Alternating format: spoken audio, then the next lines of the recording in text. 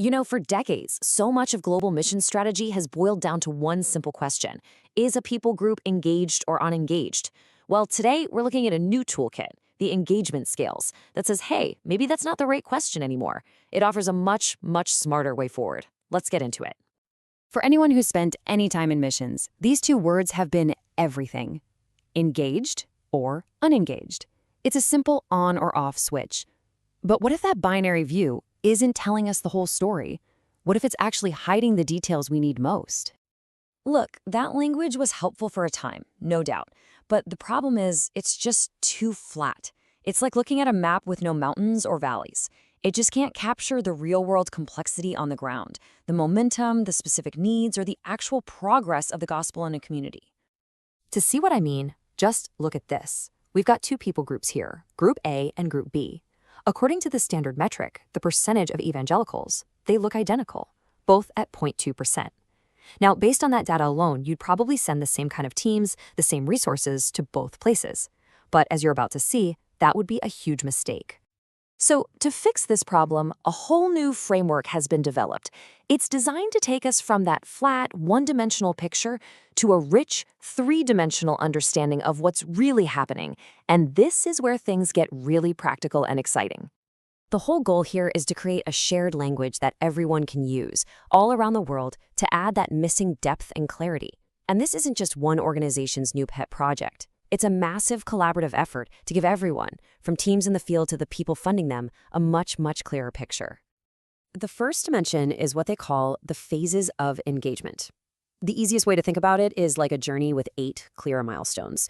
It tracks a group's progress along a continuum, so we know exactly where they are in the process, not just, whether the process is started or not. Next, the toolkit asks a totally different question. Not just if there's engagement, but how healthy is it? How strong is it really? That's the second dimension, the strength of engagement. And this is so crucial because it measures the vitality and momentum of the work, not just the fact that somebody showed up. And the third dimension is this incredibly powerful strategic tool called engagement accelerators.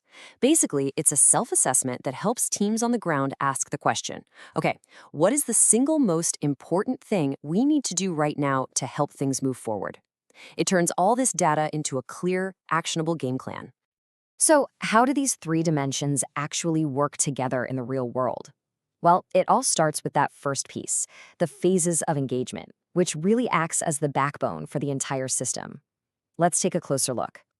As you can see here, it literally maps out the entire journey. It starts at phase 0, where there's no known work happening, and moves all the way through these critical stages like entry, evangelism, and discipleship, right up to the ultimate goal, a self-sustaining gospel movement.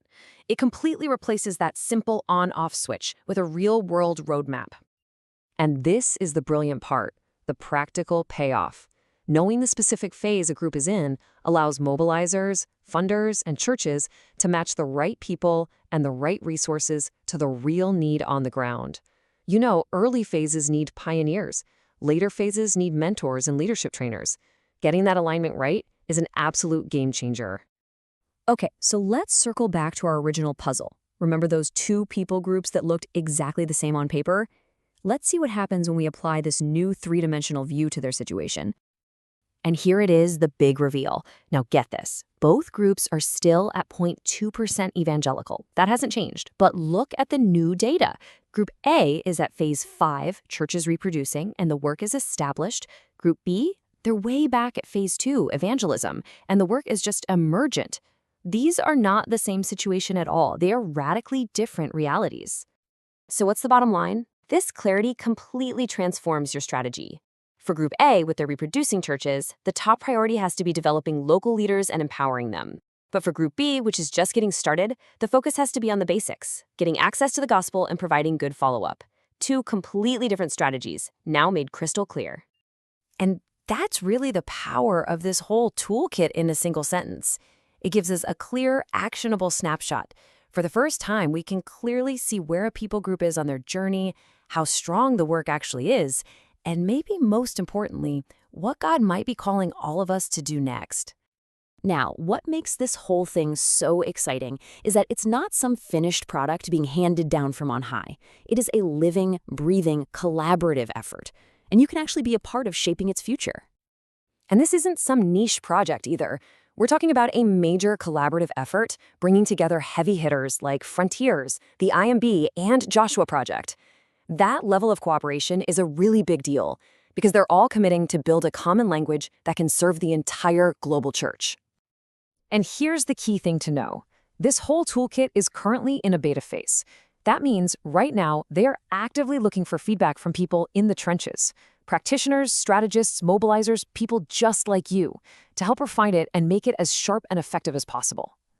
And don't just take my word for it. As the creators themselves put it, your feedback isn't just helpful, it's essential. It will directly shape how this framework firms up to best serve the field. This is a genuine, open invitation to contribute your experience and your wisdom. So how can you get involved? Well, there are two really clear ways. First, you can simply review the toolkit online and provide your initial feedback. Or second, if you're actually working in the field, you can sign up to become a beta tester and apply these tools to your work, providing that priceless real-world insight.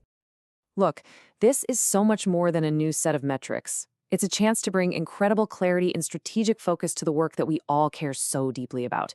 The next step is yours. Go ahead and scan the code on your screen, download the toolkit, and help shape the future of missions strategy.